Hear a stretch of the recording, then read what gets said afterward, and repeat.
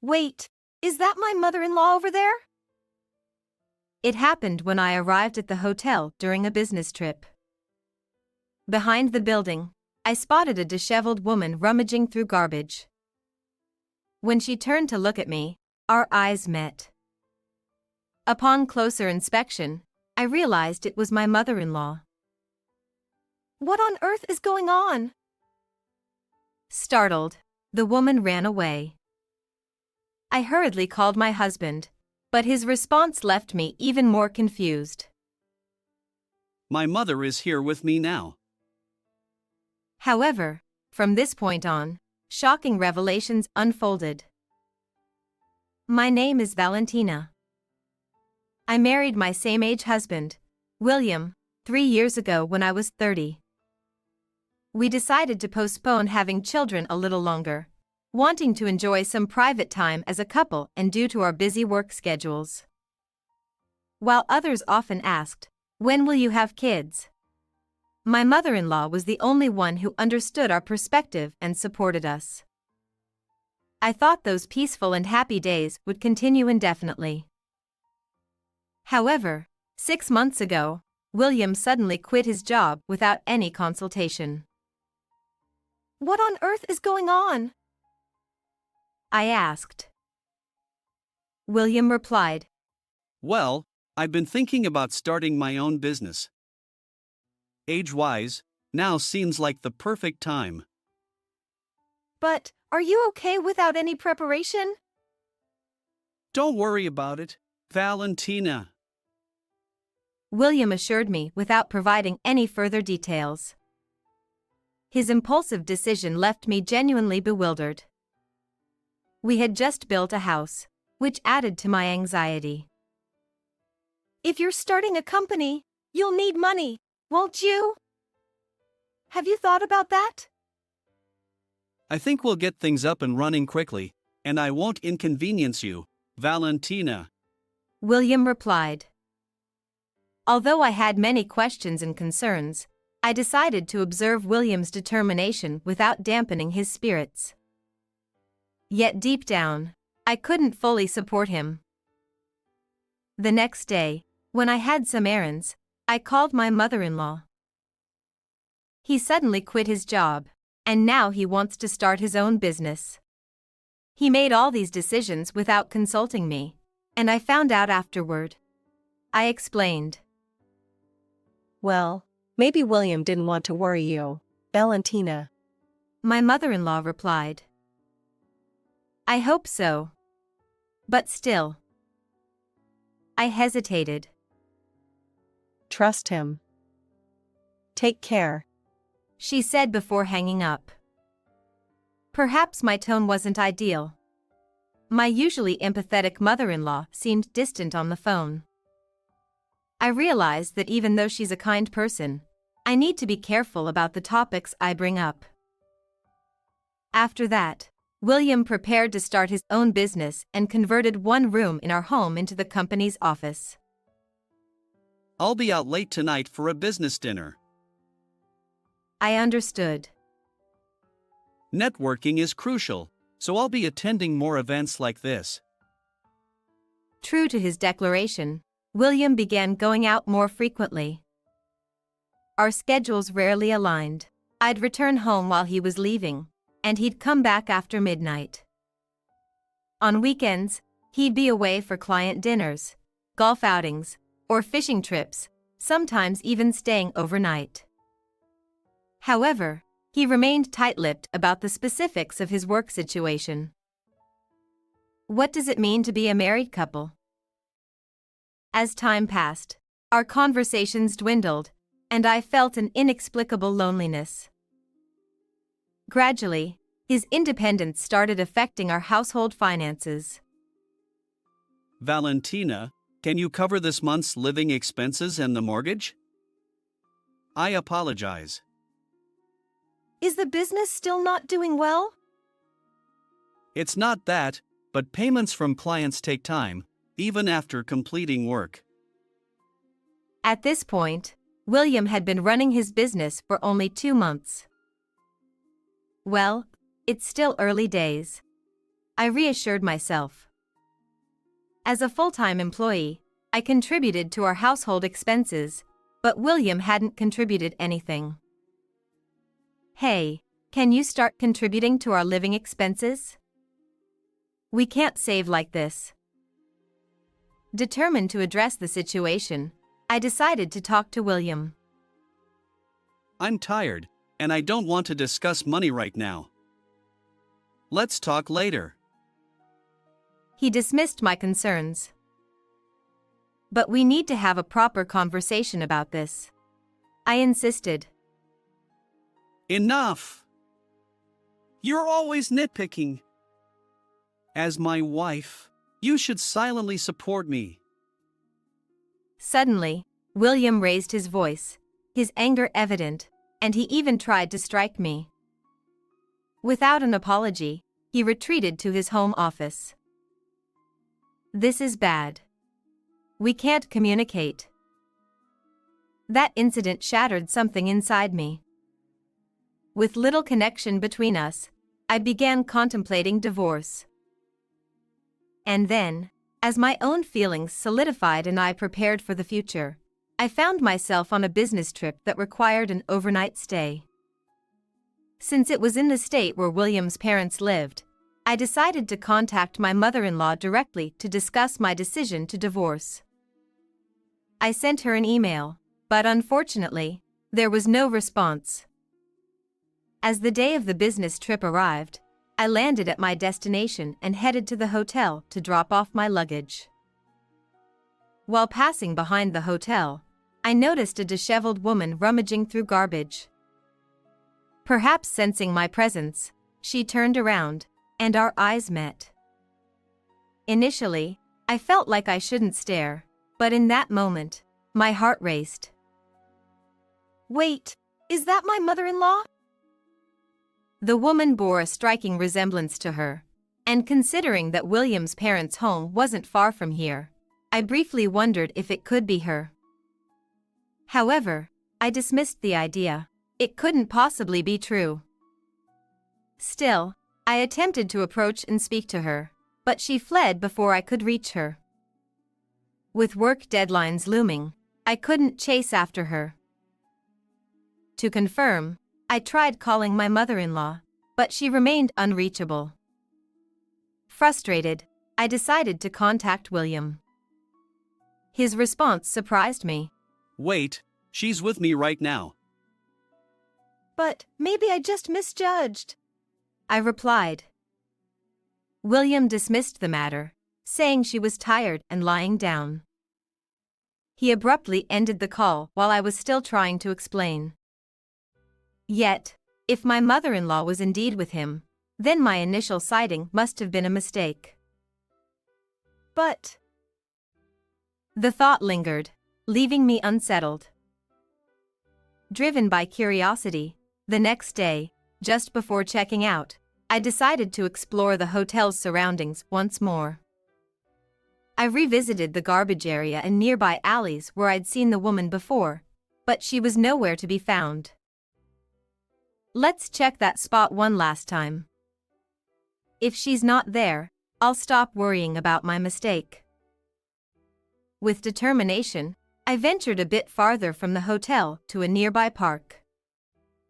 As I scanned the area, I noticed something between the trees, a cardboard-like object moving. Approaching, I saw a head and legs peeking out from the top and bottom of the box. I couldn't help but call out. I saw a scarf wrapped around the woman's neck. I had given it to my mother-in-law as a Mother's Day gift shortly after getting married, and she always wore it when going out.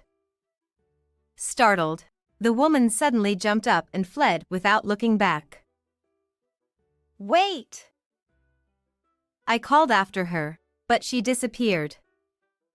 Could this woman truly be my mother-in-law? If so, what did William's previous statement mean? The confusion overwhelmed me. Back home, I resolved to ask William again. After returning home from my business trip, I found William in the middle of washing dishes. Welcome back. My mother just left a moment ago. She wanted to see Valentina too. He held 2 sets of dishes, indicating that someone had been there. Despite my lingering doubts about William, I decided to call my mother-in-law once more. However, the phone rang without connecting at all. Driven by curiosity, I visited my in-laws' house on my day off. What I saw there left me speechless. A vacant lot where the building used to stand. What's going on? I haven't heard anything, I wondered aloud. Despite the confusion, I remained convinced that the disheveled woman I saw during the business trip was indeed my mother-in-law. Suspicious of William's silence, I resolved to uncover the truth. First, I desperately wanted to talk to my mother-in-law, so I set out to find her again. I continued to interact with William as usual, secretly investigating. This time, I went to a place that might hold crucial answers and tried to listen to what was said. As I learned more, hidden truths began to emerge. I won't forgive this.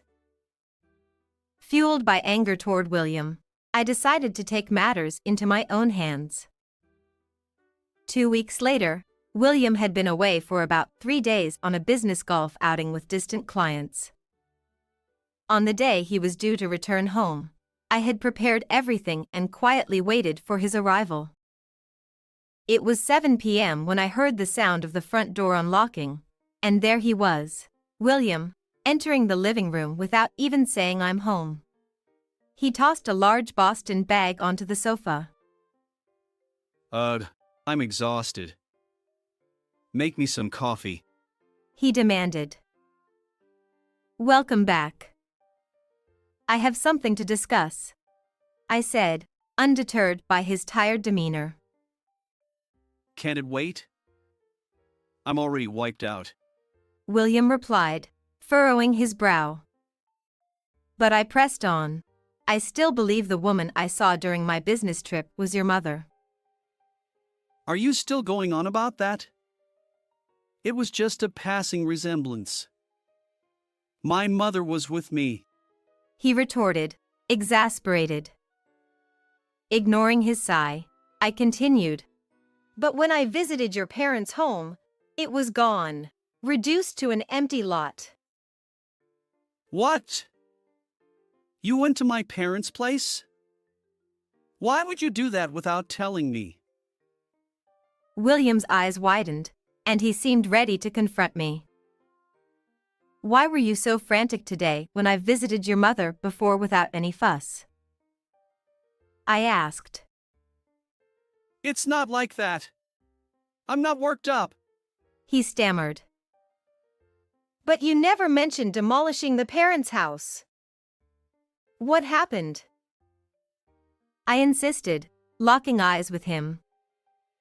William stumbled, offering a flimsy excuse. I've never heard of that.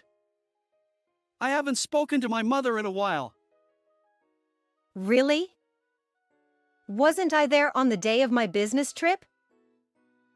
Well, his lie was transparent, and cracks began to show.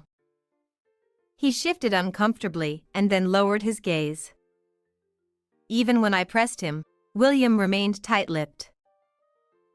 Fine, I'll ask your mother directly, I declared. What? William's voice cracked as I opened the door next to the living room. Mom? He exclaimed, shocked to see his mother in the adjacent room. In truth, every time I had a day off, I visited hotels near my business trip destinations, hoping to find my mother-in-law. I had seen her wrapped in cardboard, sleeping in a park, and later sitting on a bench. Despite her initial attempts to flee, I managed to persuade her to talk. After hearing her side of the story, I promptly arranged a nearby hotel for her stay, part of my plan for retribution against William. Why did your house disappear and become an empty lot? Well, I needed money. Selling the house was the only option. She began speaking in a soft voice. What did you need the money for? It's. She glanced briefly at William, hesitating to continue. There are things even a mother can't share. Stop crying! Perhaps seizing the opportunity while observing his mother's demeanor, William defended her. If your mother won't say, then I'll tell you, I said, nodding toward my mother-in-law, then taking a deep breath before addressing William. Because of the debt you asked her to take on, your mother had to sell the house, right? What? That's absurd. There's no way.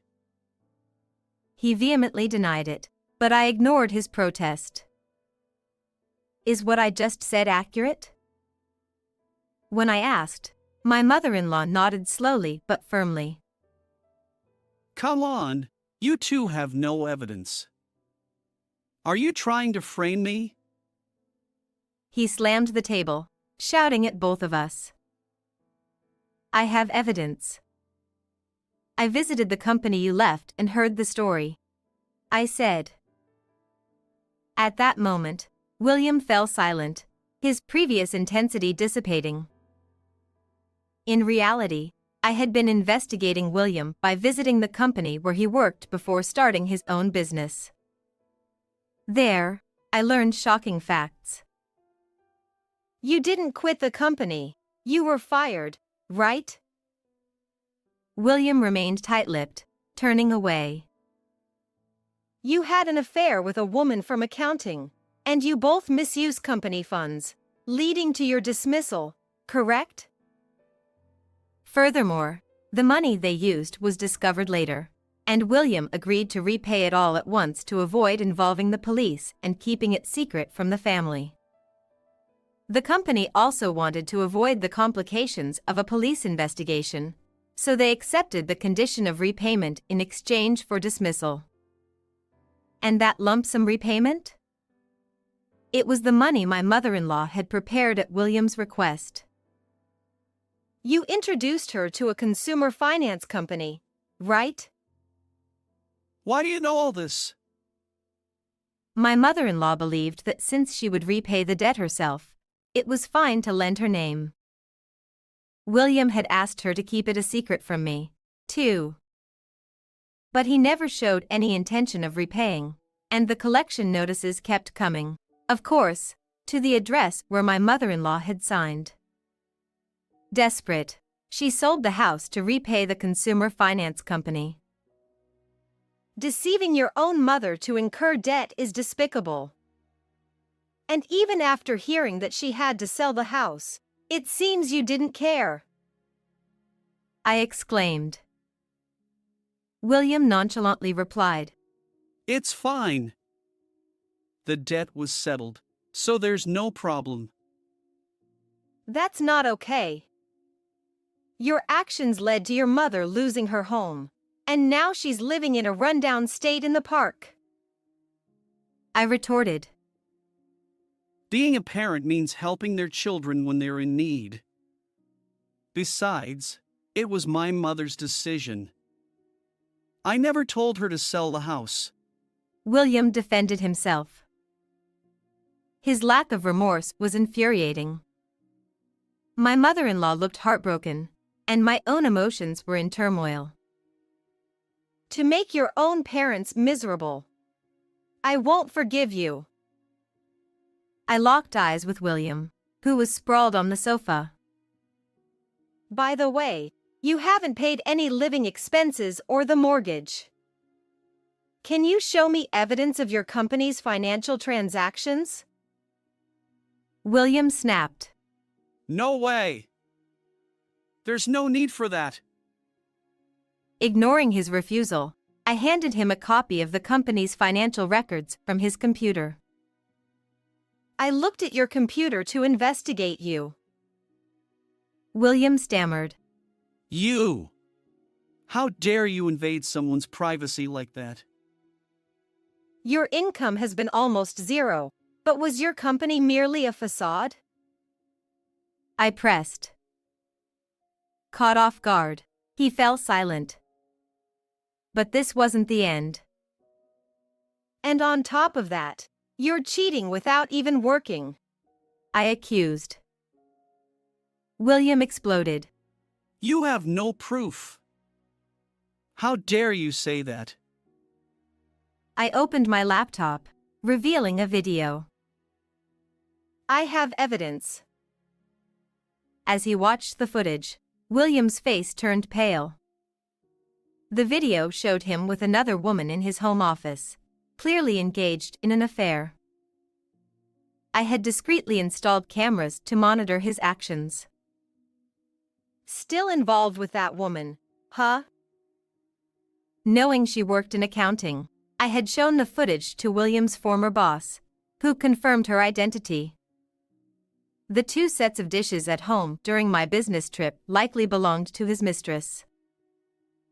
Supporting you financially while you cheat without working, your entitlement knows no bounds, I said.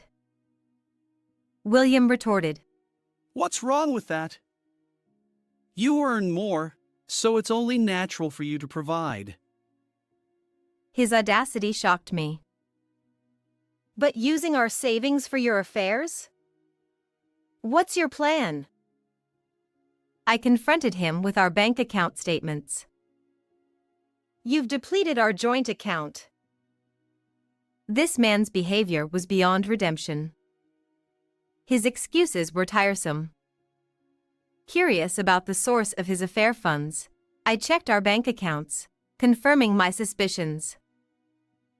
So, for that reason, please proceed with the divorce. Pay back the depleted savings and the compensation for the affair all at once, I stated firmly. William protested. That's impossible. Stop saying absurd things. That's just your convenience, isn't it? I retorted. William turned to his mother, desperately asking, Mom, can you lend me money again? It seems I have to pay her. Both my mother-in-law and I were left speechless by William's outrageous remarks. But my mother-in-law gathered her resolve and stepped forward. Enough is enough. I'm cutting ties with you. But before that, repay the debt I covered, she declared boldly. Internally, I applauded her strength. And by the way, I've consulted a lawyer I know, so don't even think about evading this, I added. Abandoned even by his own mother, William came to me, pleading tearfully. We can't get divorced. I apologize for everything. Please forgive me. Let's return my mother's money together. That's out of the question. It's the consequence of your actions, I replied sternly, watching him collapse to his knees. In the following days, the divorce between William and me was finalized. I claimed $25,000 for the affair compensation and half of the money from the depleted savings. His affair partner also paid $10,000 in compensation. My mother-in-law demanded full repayment of the debt she had covered. I let him sell the house, which was under William's name and where I had been paying the mortgage, to start repaying my mother-in-law. Now, she can rebuild her life. I'm content living in an apartment, and William used the money from selling the house to make payments.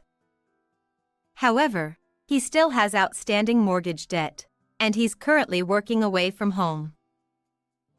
As for me, I'm more dedicated to my work than ever. While I hope to find love again someday, for now, I'm enjoying my single life. How did you like this story? If you enjoyed it, consider subscribing to my channel. Until next time.